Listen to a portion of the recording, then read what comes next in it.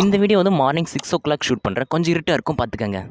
இந்த வீடியோ வந்து பேசிக்காக கிரியேட் பண்ணுறேன். என்னென்ன இன்வெஸ்ட்மெண்ட்ஸ் ஆப்ஷன்ஸ் இருக்குது, அதில் எப்படி நம்மளோட மணியை இன்வெஸ்ட் பண்ணி க்ரோ பண்ணலாம் அப்படின்றத பேசிக்காக அந்த வீடியோவில் எக்ஸ்பிளைன் பண்ண போகிறேன். கைஸ், அதுக்கு முன்னாடி ஒரு சின்ன விஷயம். நான் இப்போ தான் ஒரு 6 to 8 months முன்னாடி தான் என்னோட பிஜி டிகிரி வந்து படிச்சுட்டு இருந்தேன். நான் வந்து என்னோட எம்எஸ்சி டிகிரி படிக்கும்போது நான் பர்சனல் ஃபினான்ஸ் அப்படின்ற ஒரு விஷயத்தை அப்போ தான் கேள்விப்படுறேன். பர்சனல் ஃபினான்ஸ்னு கேள்விப்படும் போது தான் அதில் வந்து இன்வெஸ்ட்மெண்ட் வந்து ஒரு முக்கியமான விஷயமா இருந்துச்சு. அப்போது நான் வந்து என்னென்ன இன்வெஸ்ட்மெண்ட்ஸ் ஆப்ஷன் இருக்குன்னு உட்காந்து அலசி ஆராய்ஞ்சி லேர்ன் பண்ணும்போது தான் தெரியுது நிறைய இன்வெஸ்ட்மெண்ட்ஸ் ஆப்ஷன்ஸ் இருக்குது அப்படின்ட்டு. ஸோ நான் அந்த டைமில் என்னென்ன இன்வெஸ்ட்மெண்ட்ஸ் ஆப்ஷன்ஸ் இருக்குதுன்னு ஃபைண்ட் பண்ணேன். அப்போ இன்வெஸ்ட் பண்ணுறது என்கிட்ட மணி இல்லை. பட் இப்போ வந்து என்கிட்ட இன்வெஸ்ட் பண்ணுறதுக்கு மணி இருக்குது. ஆனால் என்னென்ன இன்வெஸ்ட்மெண்ட்ஸ் ஆப்ஷன் இருக்குன்ட்டு ஃபைண்ட் பண்ணுறதுக்கு டைம் இல்லை. ஸோ உங்களுக்கெல்லாம் டைம் இருந்துச்சுன்னா இப்போவே உங்ககிட்ட மணி இல்லைனாலும் சரி என்னென்ன இன்வெஸ்ட்மெண்ட்ஸ் ஆப்ஷன்ஸ் இருக்குதுன்னு தெரிஞ்சு வச்சுக்கோங்க. ஒன்ஸ் உங்ககிட்ட மணி வந்ததுக்கப்புறம் அதில் இன்வெஸ்ட் பண்ண ஸ்டார்ட் பண்ணிடுங்க. இப்போ தான் நீங்கள் ஸ்கூல் காலேஜஸ் போகிறீங்கன்னா உங்ககிட்ட மணி இருக்காது. அந்த டைமில் என்கிட்ட மணி இல்லை. அந்த டைமில் வந்து நீங்கள் இன்வெஸ்ட் பண்ணலாம், அது ஒரு பிரச்சனை இல்லை. என்னென்ன இன்வெஸ்ட்மெண்ட் இருக்குன்னு பார்த்து வைக்கிறது ஒரு ஓகே. பட் நீங்கள் வந்து இப்போ வந்து ஒரு ஜாப் போகிறீங்க, இன்னும் உங்களோட இன்வெஸ்ட்மெண்ட் ஜேர்னியை ஸ்டார்ட் பண்ணலாம், எதுவும் இன்வெஸ்ட் பண்ணலன்னா அது உங்களோட தப்பு. ஸோ அந்த மாதிரி இருந்துடாதீங்க. தயவு செஞ்சு இன்வெஸ்ட்மெண்ட்டை ஸ்டார்ட் பண்ணிடுங்க. கைஸ், இப்போ வந்து நீங்கள் இன்வெஸ்ட்மெண்ட் பண்ணுறதுக்கு முன்னாடி ஒரு சின்ன விஷயத்தை வந்து தெரிஞ்சுக்கணும். அந்த சின்ன விஷயம் என்னென்னா நம்மளோட இன்ஃப்ளேஷன். இப்போ வந்து இப்போ இன்ஃப்ளேஷன்னா என்னன்னு தெரியலனா நான் வந்து பேசிக்காக எக்ஸ்பிளைன் பண்ணுறேன். இப்போ வந்து நீங்கள் வந்து ஒரு கடைக்கு போகிறீங்கன்னு வச்சுக்கோங்க. கடைக்கு போய் ஒரு ஆயில் பாக்கெட் வாங்குறீங்க. அந்த ஆயில் பாக்கெட்டோட விலை வந்து 100 rupees. ஏன் 100 rupees? இதே ஆயில் பாக்கெட்டை போய் நெக்ஸ்ட் இயர் போய் அதே கடையில் கொடுங்க, 100 rupees கொடுங்கன்னா கொடுக்க மாட்டாங்க. ஏன்னா அந்த ஆயில் பாக்கெட்டோட விலை வந்து ஏறிடுச்சு. இங்கே நீங்கள் வந்து என்ன தெரிஞ்சுக்கணும்னா ஓவர் த டைம் வந்து நம்ம வாங்குகிற பொருட்களோட விலை வந்து இன்க்ரீஸ் ஆயிடுச்சு அப்படின்ட்டு சொல்லலாம். இல்லை நம்ம வச்சிருக்கிறோட மணியோட வேல்யூ வந்து குறைஞ்சிருச்சு அப்படின்னு சொல்லலாம். இதை தான் இன்ஃப்ளேஷன் சொல்லுவாங்க. நான் அப்போ வந்து இந்த எக்ஸாம்பிள் சொன்ன மாதிரி நம்மக்கிட்ட ஒரு 100 rupees இருக்குன்னா அந்த 100 rupees நம்ம வீட்டில் போய் பத்திரமா வச்சுருந்தீங்கன்னா அதோட வேல்யூ வந்து அப்படியே தான் இருக்கும். இன்கேஸ் அந்த 100 rupees ஏதோ ஒரு இன்வெஸ்ட்மெண்ட் மீடியத்தில் இன்வெஸ்ட் பண்ணி நம்மளோட மணியை க்ரோ பண்ணியிருந்தேன்னா அந்த 100 rupees வந்து ஒரு 105 rupees 110 rupees க்ரோ ஆகிருக்கும். நம்மளுக்கு வந்து ரிட்டர்ன்ஸ் கொடுத்துருக்கோம். அதை தான் இன்வெஸ்ட்மெண்ட் சொல்லுவாங்க. கைஸ், நான் இப்போ வந்து இன்ஃப்ளேஷன் அப்படின்னு ஒரு விஷயம் சொன்னேன் இல்லையா, அந்த இன்ஃப்ளேஷனை பீட் பண்ணுற அளவுக்கு நம்மளோட இன்வெஸ்ட்மெண்ட்ஸ் இருக்கணும். ஆக்சுவலாக இந்தியாவில் ஆவரேஜாக இன்ஃப்ளேஷன் எவ்வளோ இருக்குன்னா இயர் ஆன் இயர் வந்து 5 to 7% இருக்குது. ஸோ அட்லீஸ்ட் நம்ம இன்வெஸ்ட் பண்ணுற மணி வந்து 5 to 7% ஆஃப் ரிட்டர்னையாச்சும் கொடுத்தா தான் நம்ம இன்ஃப்ளேஷனை பீட் பண்ணி நம்மளோட மணியோட வேல்யூ வந்து குறையாமையாச்சும் வச்சிருக்க முடியும். ஸோ அதுக்காக தான் பேசிக்காக இன்வெஸ்ட்மெண்ட்டே பண்ணுறோம். அதுக்கு முன்னாடி ஒரு சின்ன விஷயம் கைஸ், நம்ம வந்து financial knowledge, personal finance knowledge இல்லாமல் இருக்கிறது தான் வாழ்க்கையிலே வேர்ஸ்ட் கேஸ் சினாரியோ. அந்த வேர்ஸ்ட் கேஸ் சினாரியோவோ நம்ம இருந்துடக்கூடாது. இன்கேஸ் நீங்கள் பர்சனல் ஃபினான்ஸில் ஸ்டெப் அப் பண்ணலன்னா இப்போவே ஸ்டெப் அப் பண்ணுங்கள். அதுக்கு உங்களுக்கு வந்து ரிச் டேட் புவர் டேட் அப்படின்ற புக்கை வந்து ரெக்கமெண்ட் பண்ணுவேன். இதை படித்து ஸ்டார்ட் பண்ணுங்கள். நம்ம வீடியோக்குள்ளே போவோம். கைஸ், இந்த வீடியோவில் வந்து நான் வந்து லோ ரிஸ்க்லேருந்து ஹை ரிஸ்க் இருக்கிற எல்லா இன்வெஸ்ட்மெண்ட்ஸும் பேச போகிறேன். இங்கே லோ ரிஸ்க்னா லோ ரிட்டர்ன் இருக்கும், ஹை ரிஸ்க்னா ஹை ரிட்டர்ன் இருக்கும். ஸோ அதுக்காக இங்கே லோ ரிஸ்க்லேன்ட்டு நம்ம ஃபஸ்ட்டு பார்த்திங்கன்னா என்ன ஆப்ஷன்ஸ் இருக்குன்னா எஃப்டி, அதாவது ஃபிக்ஸ்டு டெபாசிட். ஊரில் இருக்கிற எல்லாருக்குமே தெரிஞ்ச அந்த இன்வெஸ்ட்மெண்ட் என்னென்னா ஒரு ஃபிக்ஸ்டு டெபாசிட். அதாச்சும் நம்மளோட மணியை போய் பேங்க்கில் போட்டு வச்சுட்டா ஆவரேஜாக 3 to 7% ஆஃப் இன்ட்ரெஸ்ட் கொடுப்பாங்க. நம்மளோட மணி வந்து எஃப்டியில் இன்வெஸ்ட் பண்ணால். ஸோ உங்களோட மணி வந்து சேஃபான ஒரு இடத்துல இன்வெஸ்ட் பண்ணி மணியும் க்ரோ பண்ணணும் அப்படின்னு நினச்சிங்கன்னா கொண்டு போய் பேங்க்கில் உங்களோட மணியை போய் இன்வெஸ்ட் பண்ணுங்க. பட் இங்கே என்ன பிரச்சனை, இருக்கிறதுலே கம்மியான ரிட்டர்ன் வந்து இதில் தான் வரும். எஃப்டியில் கொண்டு போய் உங்களோட மணியை போட்டிங்கன்னா நான் சொன்ன மாதிரி 3 to 7% ஆஃப் ரிட்டர்னாக தான் கொடுப்பாங்க. இது வந்து ரொம்ப கம்மியான ரிட்டர்ன். ஆக்சுவலாக நம்மளோட இன்ஃப்ளேஷனை பார்த்தா 5 to 7%. இன்கேஸ் நீங்கள் போய் பேங்க்கில் உங்களோட மணி போட்டிங்கன்னா ஆவரேஜ் பண்ணலாம், இன்ஃப்ளேஷனை ஓரளவு பீட் பண்ணலாம். அதுக்காக உங்களுக்கு வந்து இந்த எஃப்டி வந்து ஹெல்ப்ஃபுல்லாக இருக்கும். பட் இங்கே என்ன ஒரு அல்டிமேட்னா உங்களோட மணி வந்து செம்ம சேஃபராக இருக்கும். அது மட்டும் இல்லாமல் செம்ம வாலட்டைலாக இருக்கும். வாலட்டைல்லாம் என்னென்னா உங்களுக்கு நினச்ச போது உங்களோட மணியை போய் எடுத்துக்கலாம், பேங்க்லேருந்து எடுத்துக்கலாம். அது மட்டும் இல்லாமல் ரொம்ப சேஃபான இன்வெஸ்ட்மெண்ட் பார்த்தா இந்த எஃப்டி தான். ஸோ உங்களோட மணி வந்து ஒரு சேஃபான இடத்துல இன்வெஸ்ட் பண்ணி ஹை வாலட்டைலிட்டியோடு இருக்கணும் அப்படின்னு நினச்சிங்கன்னா நீங்கள் ஒரு எஃப்டி அக்கௌண்ட்டை போய் ஏதோ ஒரு பேங்க்கில் ஹை இன்ட்ரெஸ்ட் கொடுக்குற ஏதோ ஒரு பேங்க், HDFC இல்லைனா ICICI ஏதோ ஒரு பேங்க்கில் போய் ஓப்பன் பண்ணி உங்களோட மணியை அதில் போட்டு வச்சுருங்க. ஒரு ரிட்டர்ன்ஸ் கொடுப்பாங்க, அவ்வளோதான். நம்ம வந்து செகண்ட் ஒன்னில் போயிடுவோம். கைஸ், அதுக்கப்புறம் வந்து ரிஸ்க் ரிஸ்க்கும் கம்மி, டீசெண்டான ரிட்டர்னும் வேணும்னா நம்ம ஊரில் இருக்க எல்லாருக்கும் தெரிஞ்ச இன்னொரு இன்வெஸ்ட்மெண்ட் என்னென்னா கோல்டு தான். ஏன் இது ஒரு சேஃப்ரான டீசெண்டான ரிட்டர்ன் கொடுக்குற இன்னொரு இன்வெஸ்ட்மெண்ட். நம்ம இன்வெஸ்ட்மெண்ட்டுன்னு சொல்லிட்டு கோல்டை பற்றி பேசாமல் போயிட்டிங்கன்னா தப்பாயிடும். ஸோ நம்மளோட செகண்ட் இன்வெஸ்ட்மெண்ட் எதுனா கோல்டு. கைஸ், நான் இங்கே வந்து கோல்டுன்னு சொன்ன உடனே நம்ம ஒரு ஃபிசிக்கல் ஸ்டோரில் போய் ஒரு ஃபிசிக்கலான கோல்டு வாங்கிட்டு வந்து வீட்லேயோ இல்லை ஒரு பேங்க் லாக்கரில் சேஃபாக வைக்கிறத பற்றி நான் சொல்லலை. ஏன்னா இந்த மாதிரி நம்ம ஃபிசிக்கலான கோல்டு வாங்கினீங்கன்னா அதுக்கு செய்கூலி சேதாரம் அந்த ஜிஎஸ்டி அப்படி இப்படின்னு போட்டு நம்மளோட இன்வெஸ்ட்மெண்ட்டை ஒழிச்சு கட்டிடுவாங்க. ஸோ இங்கே வந்து நான் இன்வெஸ்ட்மெண்ட்டுன்னு பேசிகிட்டு இருக்கேன். அதனால் நான் வந்து இங்கே ஃபிசிக்கல் கோல்டை பற்றி பேசவே போகிறதில்ல. ஏன்னா ஃபிசிக்கல் கோல்டில் அந்த எக்ஸ்ட்ரா வேஸ்டேஜ் அந்த மணி எல்லாம் நம்மளோட மணி வந்து வேஸ்ட் ஆகிடும். ஸோ அதனால தான் நான் வந்து டிஜிட்டல் கோல்டில் வந்து இன்வெஸ்ட் பண்ணணும் அப்படின்னு சொல்கிறேன். இங்கே டிஜிட்டல் கோல்டுலாம் என்னென்னா கோல்டு பாண்ட்லேயோ கோல்டு பீஸ்லேயோ கோல்டு இடிஎஃப்லேயோ நம்ம வந்து இன்வெஸ்ட் பண்ணலாம். என்னப்பா என்னென்னமோ சொல்லிட்டு இருக்கேன்னா நான் இதை வந்து உங்களுக்கு எக்ஸ்பிளைன் பண்ணுறேன். கைஸ், இங்கே வந்து கோல்டு பாண்டுன்னு வரும்போது நம்ம ஆர்பிஐலேருந்து ப்ரொவைட் பண்ணுற சாவரின் கோல்டு பாண்ட் அப்படின்ற ஒரு டிஜிட்டல் பாண்டை பற்றி பேசிகிட்டு இருக்கேன். இதில் என்ன பண்ணுவாங்கன்னா நம்மளுக்கு வந்து ஒரு பாண்ட் வந்து ஆர்பிஐ தரப்புலேருந்து கொடுத்துருவாங்க. இங்கே நமக்குன்னு வந்து ஒரு டிமேட் அக்கௌண்ட் இருந்தால் நம்ம ஆர்பிஐலேருந்து ப்ரொவைட் பண்ணுற சாவரின் கோல்டு பாண்ட்ஸை வாங்கலாம். இந்த சாவரின் கோல்டு பாண்ட் வந்து ஒரு ஃபிசிக்கல் கோல்டாக இருக்குது. பட் அந்த ஃபிசிக்கல் கோல்டுக்கு ஈக்குவல் அமௌண்ட் ஆஃப் வேல்யூக்கான ஒரு பாண்ட் வந்து உங்ககிட்ட கொடுத்துருவாங்க. இந்த கோல்டு பாண்டோட லாக்கிங் பீரியட் வந்து 8 இயர்ஸ். இந்த 8 இயர்ஸ் பீரியடில் என்ன நடக்குன்னா, இன்கேஸ் நீங்கள் வந்து ஃபிசிக்கல் கோல்டு வந்து ஒரு 1 கிராம் ஒரு 5600 ருபீஸ்க்கு வாங்கிறீங்க இப்போது ரேட்டுக்கு அப்படின்னு வச்சுக்கிட்டிங்கன்னா ஒரு 8 இயர்ஸ்க்கு அப்புறம் அதோட விலை வந்து அதேவே இருக்காது. ஒரு 10,000 20,000 இன்க்ரீஸ் ஆகிருக்கும். இன்கேஸ் ஒரு 8 இயர்ஸ் அப்புறம் அந்த பாண்டை வந்து ஆர்பிஐ கொடுத்துட்டு அந்த கோல்டுக்கான மணியை கொடுங்கன்னு கேட்கும்போது அந்த டைமில் அந்த கோல்டு என்ன ரேட்டில் இருக்கோ அதே அமௌண்ட் ஆஃப் மணியை உங்கள்கிட்ட கொடுத்துருவாங்க. அது மட்டும் இல்லாமல் இங்கே பியூட்டி என்னன்னா உங்களுக்கு வந்து 3.2% ஆஃப் இன்ட்ரெஸ்ட்டை வந்து 6 months ஒன்ஸ் வந்து உங்களோட பேங்க் அக்கௌண்ட்டில் வந்து அவங்க போட்டு விட்ருவாங்க.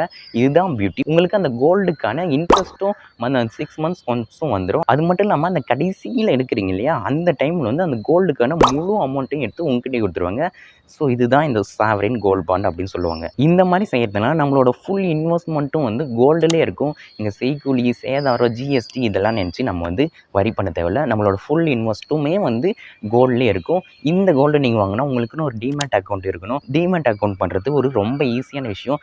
ஏதோ ஒரு online broker Zerodha, Upstox, grow அதில் போய் ரெஜிஸ்டர் பண்ணிட்டு உங்களுக்குன்னு ஒரு டிமேட் அக்கௌண்ட்டை வித்தின் 2 days ஓப்பன் பண்ணிடலாம். நான் அப்படி தான் ஓப்பன் பண்ணேன். உங்களுக்குன்னு ஒரு பேன் கார்டு இருந்தால் போதும், ஈஸியாக ஓப்பன் பண்ணிடலாம். அதுக்கப்புறம் கோல்டு நம்ம எப்படி இன்வெஸ்ட் பண்ணலாம்னா, நான் ஆல்ரெடி சொன்னேன் இல்லையா, கோல்டு பீஸ் கோல்டு இடிஎஃப்ஸ் அப்படின்ட்டு நம்ம இன்வெஸ்ட் பண்ணலாம். ஆக்சுவலி இது என்னென்னா, இப்போ வந்து கோல்டோட ப்ரைஸ் வந்து எவ்வளோ ஒரு 5600 இருக்குன்னா அந்த 5600 ருபீஸை அதை கொடுத்து தான் நம்ம 1 கிராம் கோல்டை வாங்கணும் இல்லை.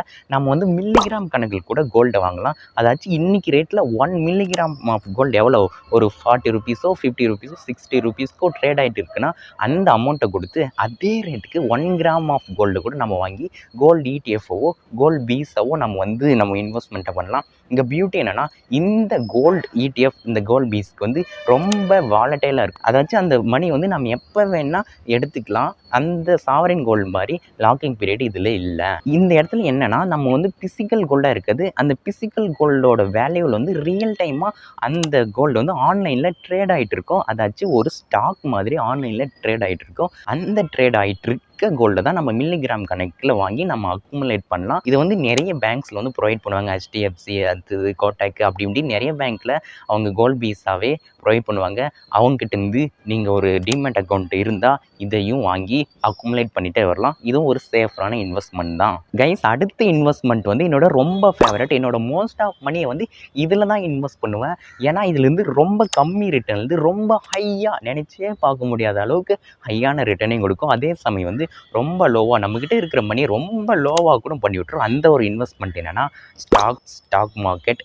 அதுதான் என்னோட ஃபேவரட்டான ஒரு இன்வெஸ்ட்மெண்ட். இதில் தான் என்னோட மோஸ்ட் ஆஃப் மணி வந்து டெய்லி இல்லை மந்த்லி பேஸில் இன்வெஸ்ட் பண்ணிட்டு வருவேன். கைஸ், நான் இங்கே வந்து உங்களுக்கு ஸ்டாக்னா என்னென்ட்டு பேசிக்காக எக்ஸ்பிளைன் பண்ணுறேன். இப்போ எல்லாரும் வந்து நம்ம வந்து ஜியோ யூஸ் பண்ணுவோம். ஜியோவோட பேரண்ட் கம்பெனி என்னன்னா ரிலையன்ஸ். இப்போ அந்த ரிலையன்ஸ் என்ன பண்ணுறாங்கன்னா, அவங்ககிட்ட வந்து மணி வந்து ரொம்ப கம்மியாக இருக்குது. அதனால் அவங்க என்ன பண்ணணும்னு நினைக்கிறாங்கன்னா, போய் பப்ளிக்காக அவங்களோட கம்பெனி வந்து லிஸ்ட் பண்ணுறாங்க. எங்கே லிஸ்ட் பண்ணுறாங்கன்னா, BSE NSE அப்படின்ற ஸ்டாக் எக்ஸ்சேஞ்ச். இந்தியாவில் வந்து 2 ஸ்டாக் எக்ஸ்சேஞ்ச் இருக்குது, BSE NSEன்ட்டு. அந்த இடத்துல போய் அவங்களோட கம்பெனி லிஸ்ட் பண்ணிடுறாங்க. லிஸ்ட் பண்ணிவிட்டு அவங்களோட கம்பெனி வந்து மல்டிபிள் ஷேர்ஸாக வந்து பிரித்து வச்சுருப்பாங்க.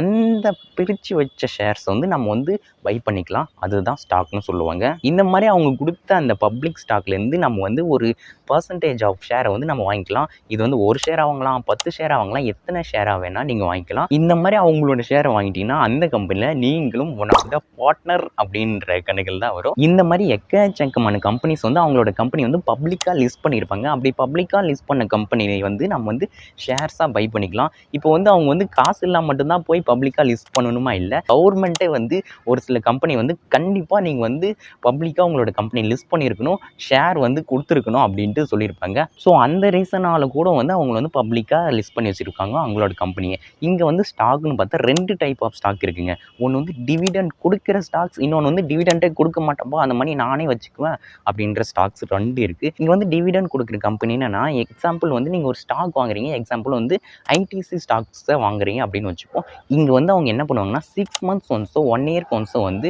அவங்களுக்கு வந்துச்சு இல்லையா ப்ராஃபிட், ஒரு 11,000 கோடி 20,000 கோடி வந்துச்சு இல்லையா, அதில் ஒரு பர்சன்டேஜ் ஆஃப் அமௌண்ட்டை எடுத்து என்கிட்ட வாங்கின ஷேர் வாங்கின எல்லாருக்கும் வந்து பிரித்து கொடுக்குறேன் அப்படின்ட்டு பிரித்து கொடுக்குவாங்க.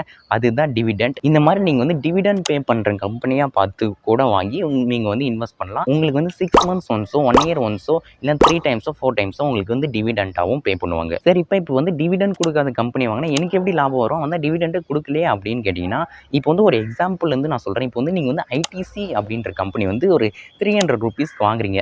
சரி, என்னோட எக்ஸாம்பிள் சொல்கிறேன். நான் வந்து ஒரு 260 ரூபீஸ்க்கு வந்து ஐடிசியோட ஸ்டாக் வாங்கினேன். இப்போ ஐடிசியோட ரேட் எவ்வளோனா மோர் தென் 340 ரூபீஸ் 350 ரூபீஸ். இங்கே வந்து ஐடிசி இன்கேஸ் டிவிடெண்ட் கொடுக்கலனே வச்சுப்போம், ஆனால் அதோட ஸ்டாக்கோட விலை வந்து 350 ரூபீஸோ 450ன்னு நினைக்கிறேன், 450 ரூபீஸ் பக்கம் இருக்குது. இப்போ என்னோட ஸ்டாக்கை விற்றுனா இப்போ கரண்ட்டாக என்ன ரேட் இருக்கோ அதே ரேட் விற்றுக்கலாம். இங்கே வந்து எனக்கு வந்து மோர் தென் 20 to 30% ஆஃப் ரிட்டர்னை வந்து அந்த ஸ்டாக் கொடுத்துருச்சு. இந்த மாதிரி தான் நீங்கள் வந்து அந்த கம்பெனி வந்து டிவிடெண்டே கொடுக்கலனாலும் அது மூலம் ஏர்ன் பண்ணலாம். பட் இந்த மாதிரி சூஸ் பண்ணுற கம்பெனி வந்து பக்காவான கம்பெனியாக இருக்கணும், அதோட மார்க்கெட் கேப் வந்து அதிகமாக இருக்கணும், PE ரேஷியோ வந்து கரெக்டாக இருக்கணும்.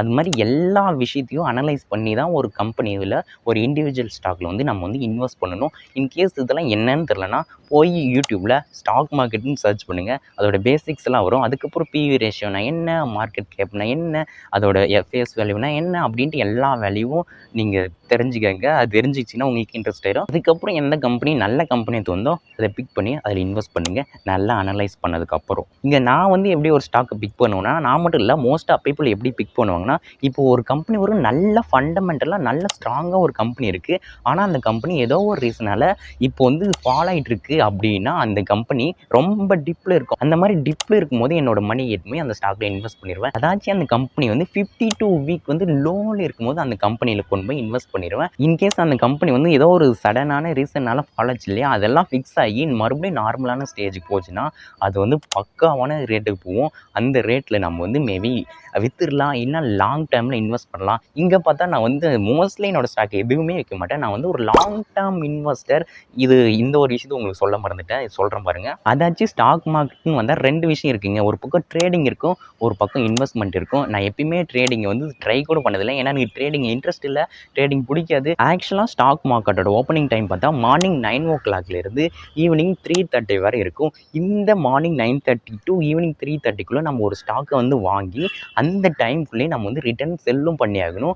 இதுதான் ட்ரேடிங்னு சொல்லுவாங்க. அதாச்சும் இன்றைக்கே ஒரு ஸ்டாக்கை வாங்கி இன்றைக்கே அதை விற்றுட்டிங்கன்னா அது ட்ரேடிங் சொல்லுவாங்க. இன்கேஸ் நீங்கள் வந்து ஒரு 46 ரூபீஸ்க்கு ஒரு ஸ்டாக் வாங்குறீங்க, இன்கேஸ் நீங்கள் வந்து ஒரு மணிக்கு அந்த ஸ்டாக் விற்கிறீங்க, எவ்வளோக்கு விற்கிறீங்கன்னா ஒரு 48 ரூபீஸ் விற்கிறீங்கன்னா, இன்கேஸ் ஒரு 50 ஸ்டாக்ஸ் வாங்கினீங்கன்னா 50 into 2 வந்து 100 ரூபீஸ் வந்து உங்களுக்கு வந்து லாபம் அப்படின்ற மாதிரி இந்த ட்ரேடிங் பண்ணிகிட்டு இருப்பாங்க. எனக்கு இந்த ட்ரேடிங்கில் பர்சனலாகவே இன்ட்ரெஸ்ட் இல்லை, ஏன்னா அது வந்து ரொம்ப ப்ரெஷர், எப்போ ஏறும் எப்போ இறங்கும் அப்படின்ட்டு நம்ம உட்காந்து அதை ப்ரெடிக்ட் பண்ணி அந்த டெக்னிக்கல் அனலைசஸ் எல்லாம் என்னால் உட்காந்து பண்ணிகிட்டு இருக்க முடியாது.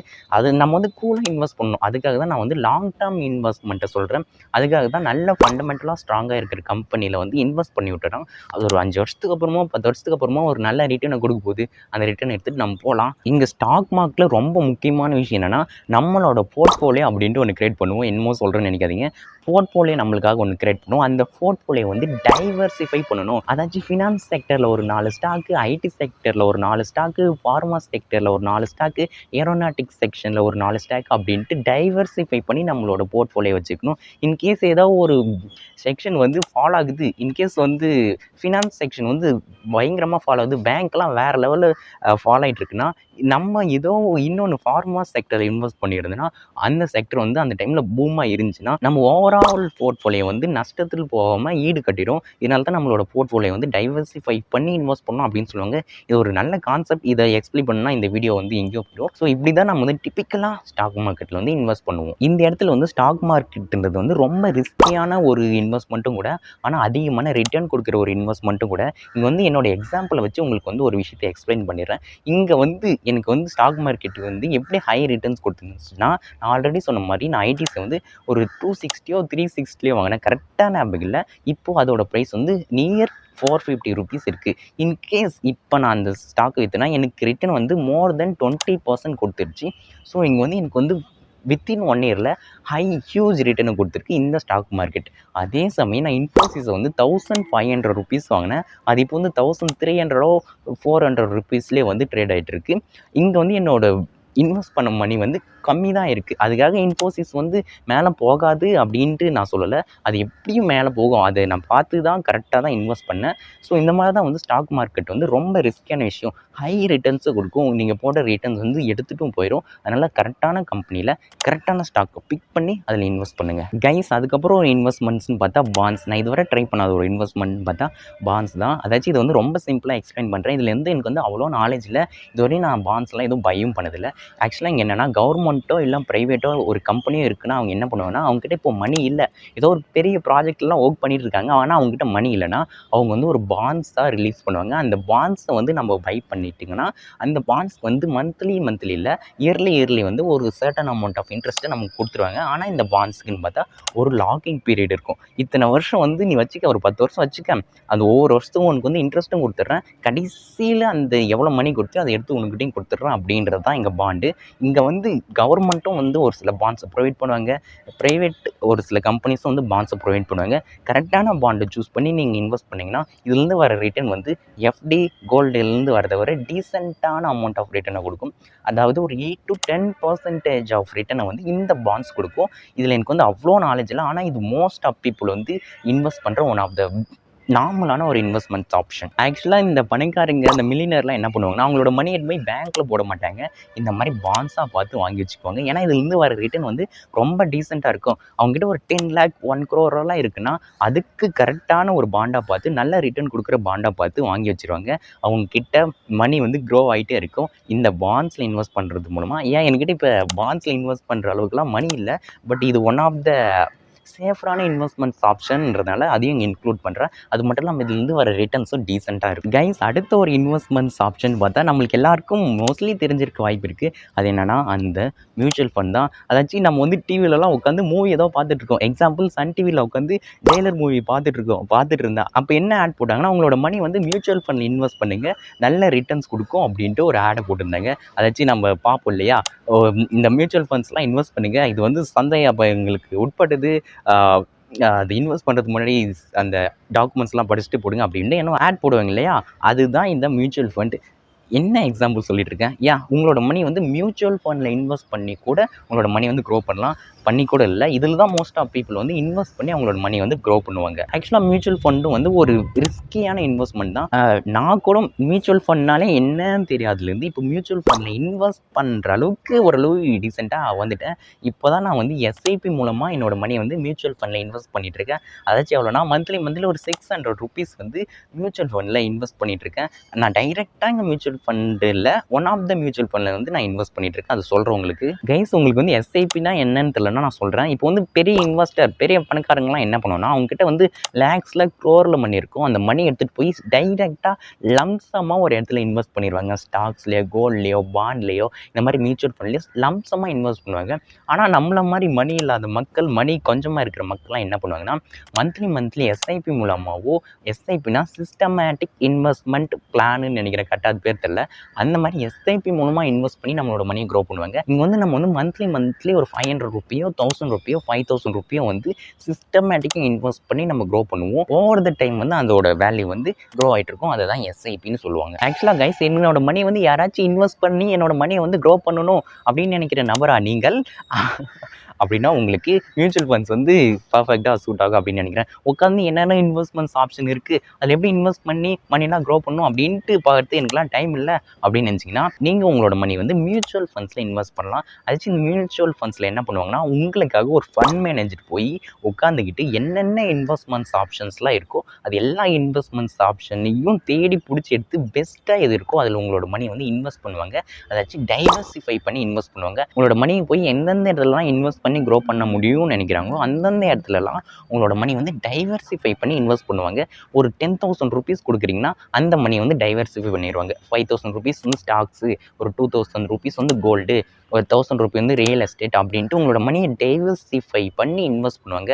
Stocks, gold, bond, real estate அந்த மாதிரி எங்கெங்கெல்லாம் இன்வெஸ்ட் பண்ண முடியுமோ எல்லாத்துலேயும் இன்வெஸ்ட் பண்ணி உங்களோட மணியை வந்து க்ரோ பண்ண ட்ரை பண்ணுவாங்க. அப்படி அவங்க உட்காந்து எல்லாத்தையும் ரிசர்ச் பண்ணி நம்மளுக்காக இன்வெஸ்ட் பண்ணுறாங்க இல்லையா, அதுக்காக ஒரு பேட்டர்ன் அமௌண்ட் ஆஃப் மணியை வந்து கமிஷனாக எடுத்துக்கிட்டு மிச்ச ரிட்டர்ன் வர மணியை வந்து உங்களுக்கு வந்து கொடுத்துருவாங்க. இதுதான் மியூச்சுவல் ஃபண்டு. நான் ஆல்ரெடி சொன்ன மாதிரி எக்கச்சக்கமான மியூச்சுவல் ஃபண்ட்ஸ் இருக்குது. ஒரு தீம் பேஸ்டான மியூச்சுவல் ஃபண்ட்ஸ் இருக்குது. அதாச்சும் உங்களோட மணி இட்மே ஸ்டாக் மார்க்கெட்டில் மட்டும்தான் இன்வெஸ்ட் பண்ணுவாங்க அப்படின்னு இருக்கும். உங்களோட மணி இட்மே கோல்டில் அந்த மாதிரி இந்த மாதிரி ஒரு சர்டன் விஷயத்தில் மட்டும் இன்வெஸ்ட் பண்ணுற நிறைய மியூச்சுவல் ஃபண்ட்ஸ் இருக்குது. இல்லை நீங்கள் வந்து இந்த மாதிரி டைவர்சிஃபை பண்ணி உங்களோட மணி க்ரோ பண்ணுற மியூச்சுவல் ஃபண்ட்ஸ் எதில் வேணால் இன்வெஸ்ட் பண்ணலாம். இந்த மாதிரி மியூச்சுவல் ஃபண்ட்ஸ்லாம் நான் எங்கே போய் வாங்குறது போனால் நிறைய பேங்க்ஸில் மியூச்சுவல் ஃபண்ட்ஸ் கொடுப்பாங்க. இப்போ வந்து ஆக்சிஸ் பேங்க்கு, HDFC பேங்க் அந்த மாதிரி நிறைய பேங்க்கில் வந்து அதை மியூச்சுவல் ஃபண்ட்ஸை கொடுப்பாங்க. இல்லை ஒரு சில அசட் மேனேஜ்மெண்ட் கம்பெனி வந்து மியூச்சுவல் ஃபண்ட்ஸை கொடுப்பாங்க. இந்த மாதிரி நிறைய மியூச்சுவல் ஃபண்ட்ஸ் இருக்குது. இந்த மியூச்சுவல் ஃபண்ட்ஸ் வாங்கினாலும் உங்களுக்கு ஒரு டிமேட் அக்கௌண்ட் வேணும்.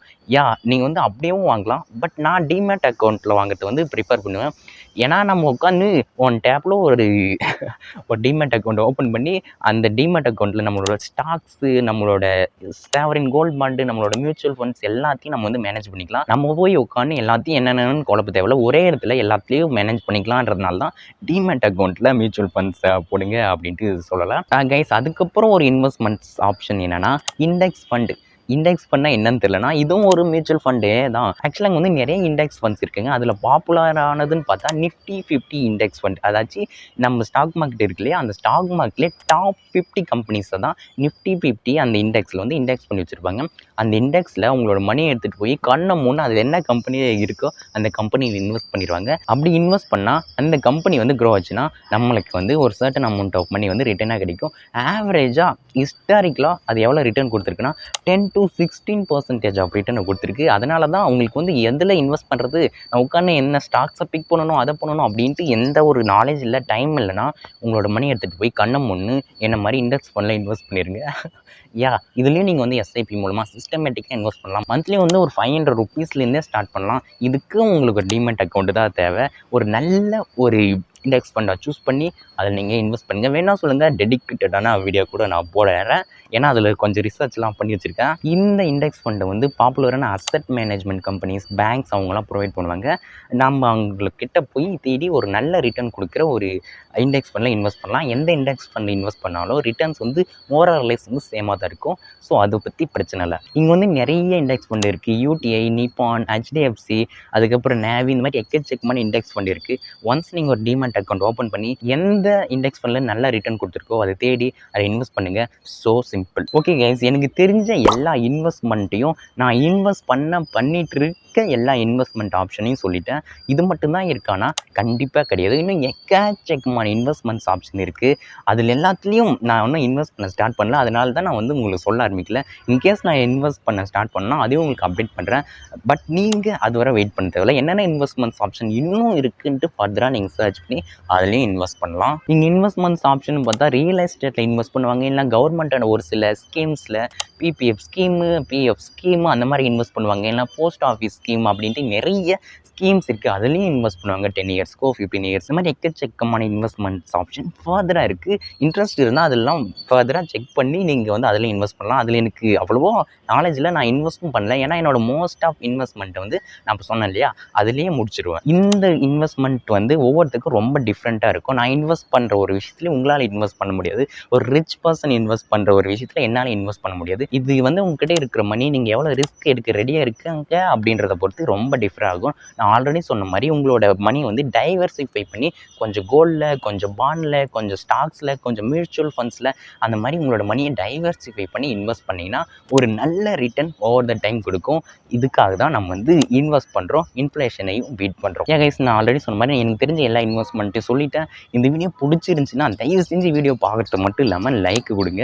அதுவும் இவ்வளோ நேரம் பார்த்துட்டு இருந்தீங்கன்னா இந்த வீடியோ யாரும் மோஸ்ட்லி பார்க்க மாட்டாங்க. ஏன்னா இன்வெஸ்ட்மெண்ட்னு அவங்களுக்கு இன்ட்ரெஸ்ட் இருக்காது. இன்கேஸ் கடைசி வரை பார்த்துட்டு இருந்தீங்கன்னா மறக்காமல் லைக்கை மட்டும் கொடுங்க. நிறைய பேர் வீடியோ பார்க்குறீங்க, ஆனால் லைக் பண்ண மறந்துடுறீங்களா என்னன்னு தெரியல. நீங்கள் லைக் பண்ணிங்கன்னா அந்த யூடியூப் அல்காரிதமும் தெரியும், ஓகே நல்ல வீடியோ தான் நிறைய பேர் புஷ் பண்ணலாம் அப்படின்ட்டு புஷ்ஷும் பண்ணோம். அது மட்டும் இல்லாமல் நம்ம சேனலில் க்ரோ ஆகும் இல்லையா அப்படின்ட்டு சொல்கிறேன். இந்த மாதிரி நிறைய யூஸ்ஃபுல்லான இன்ஃபர்மேஷன் நீங்கள் தெரிஞ்சுக்கலாம் இல்லையா. அதுக்காக நீங்கள் வந்து சப்ஸ்கிரைப் பண்ணி அந்த பெல் பட்டனெல்லாம் கிளிக் பண்ணி விட்ருங்க. உங்களை ஒரு நெக்ஸ்ட் வீடியோவில் பார்க்குறேன். இன்னொரு நேம் வந்து ஏகே எனும் அஜித் குமார். உங்களை ஒரு நெக்ஸ்ட் வீடியோவில் பார்க்குறேன். பாய். அது மட்டும் இல்லைங்க, பர்சனல் ஃபினான்ஸில் இன்னும் ஸ்டெப் அப் பண்ணலாம், ஸ்டெப் அப் பண்ணுங்கள். இருக்கிறதுலே worst case scenario personal finance knowledge இல்லாததான் சொல்லிட்டேன். எக்கச்சக்கமாக சொல்லிட்டேன். பாய்.